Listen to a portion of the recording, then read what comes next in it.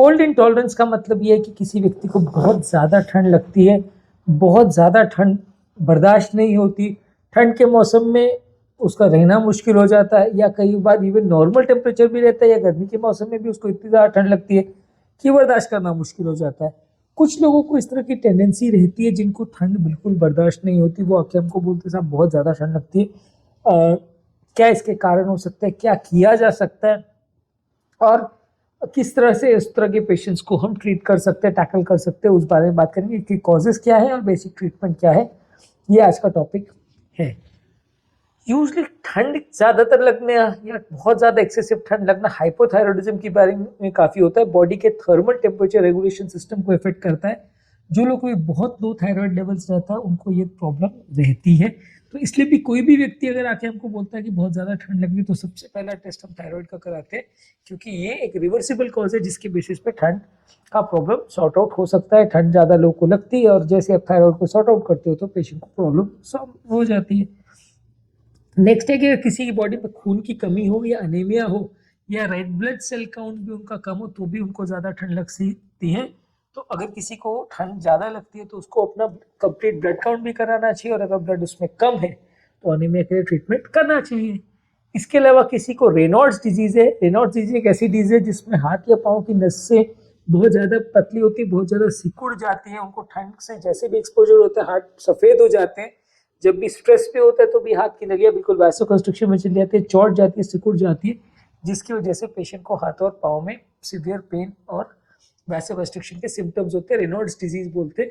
ये भी एक कारण है कि पेशेंट को ठंड बिल्कुल बर्दाश्त नहीं होती। जब भी ठंड का एक्सपोजर होता है वो हाथ पाँव की नसें बिल्कुल चौट जाते हैं, सीवियर पेन होता है, हाथ पाँव सफ़ेद हो जाते हैं।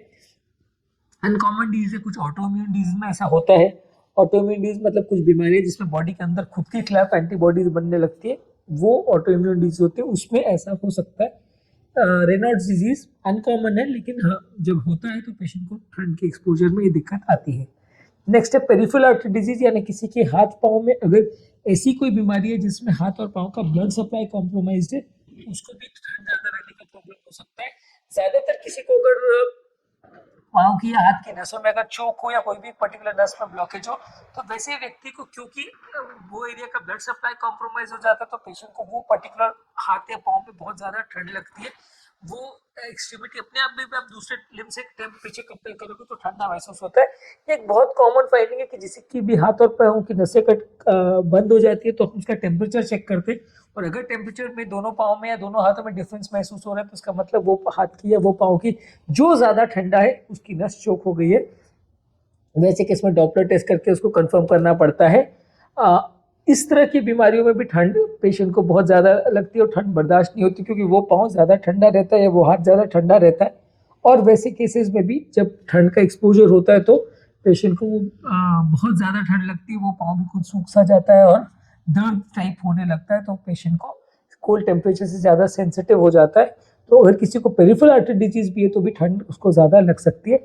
इसके अलावा किसी का अगर न्यूट्रिशन प्रॉपर नहीं हो या उसको प्रॉपर डाइट नहीं लेता हो, बैलेंस डाइट नहीं लेता, तो भी उस व्यक्ति को बॉडी टेम्परेचर बहुत ज़्यादा ठंडा हो सकता है, बॉडी की मेटाबॉलिक रिक्वायरमेंट्स पूरी ना हो, ऐसा हो सकता है, कोल्ड इंटॉलरेंस हो सकता है। यानी hypothyroidism, anaemia, Reynolds disease, peripheral artery disease और खराब न्यूट्रिशन यानी पुअर न्यूट्रिशन, ये कॉमन कारण है जिसकी वजह से व्यक्ति को ठंड बहुत ज़्यादा लगे, ऐसा हो सकता है। ट्रीटमेंट क्या करना है? ऑब्वियसली जो कारण है उसको ट्रीट करना है, जो अंडरलाइंग कॉजेज है, चाहे वो रेनॉल्ड्स डिजीज है, चाहे वो एनीमिया है, हाइपोथायरॉयडिज्म है, पेरिफेरल आर्टरी डिजीज है, जिसकी वजह से प्रॉब्लम हो रही है उसको ठीक करना है। अगर वो ठीक हो गया तो प्रॉब्लम अपने आप चली जाएगी, दर्द का कारण खत्म हो जाएगा, पेशेंट को सिम्प्टोमेटिक रिलीफ मिल जाएगा। नेक्स्ट है कि ठंड से अपने आप को बचाएं। ऐसा कैसे करेंगे? गर्म कपड़े पहनिए, चाहे वो मल्टीपल लेयर्स में क्लोथिंग हो, इनर्स वगैरह भी पहनिए तो कि बॉडी गर्म रहे।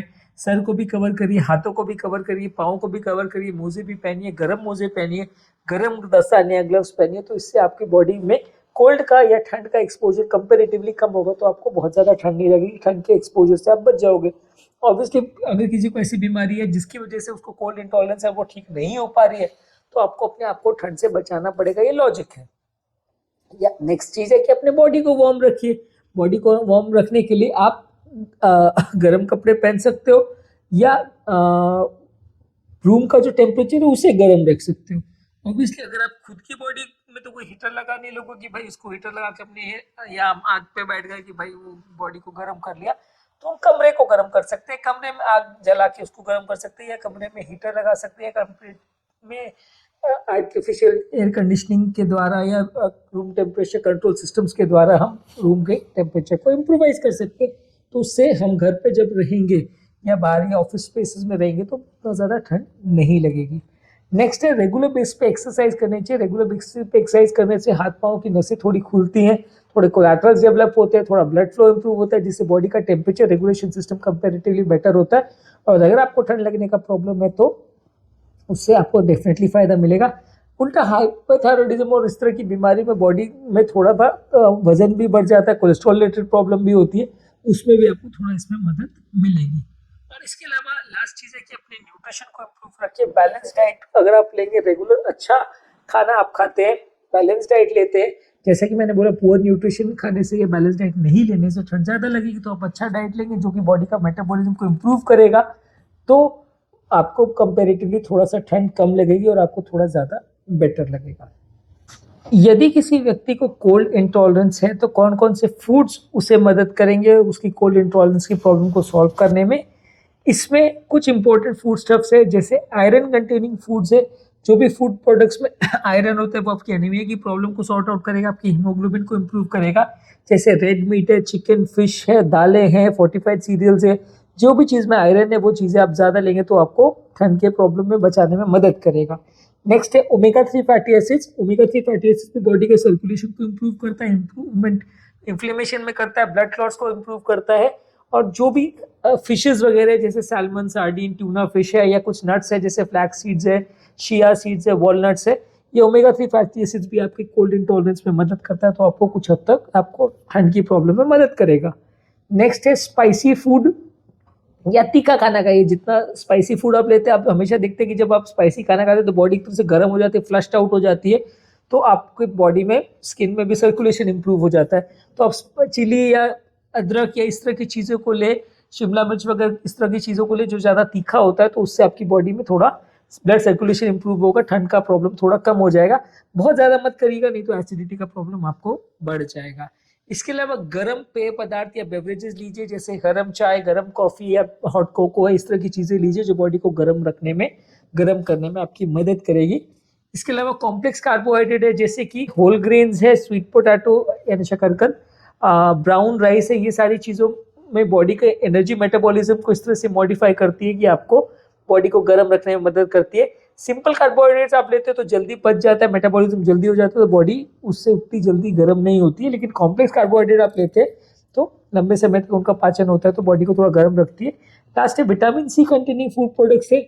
जो भी चीज़ों में विटामिन सी होता है, जैसे सिट्रस फ्रूट्स है, कीवी है, ब्रोकोली है, शिमला मिर्च है, ये सब चीज़ में, स्ट्रॉबेरीज वगैरह में विटामिन सी है। जो भी चीज़ों में विटामिन सी है वो बॉडी को गर्म रखने में आपकी मदद करेगा, एक्सेसिव ठंड से आपको बचाएगा। तो ये सारे फूड्स को अगर आप ज़्यादा मात्रा में लेते हैं तो आपको ठंड अगर बहुत ज़्यादा लगती हो तो उससे आपकी प्रोटेक्शन करेंगे। तो आज के टॉपिक में हमने डिस्कशन किया कौन कौन सी चीज़ें आपको ठंड के एक्सपोजर से बचा सकती है।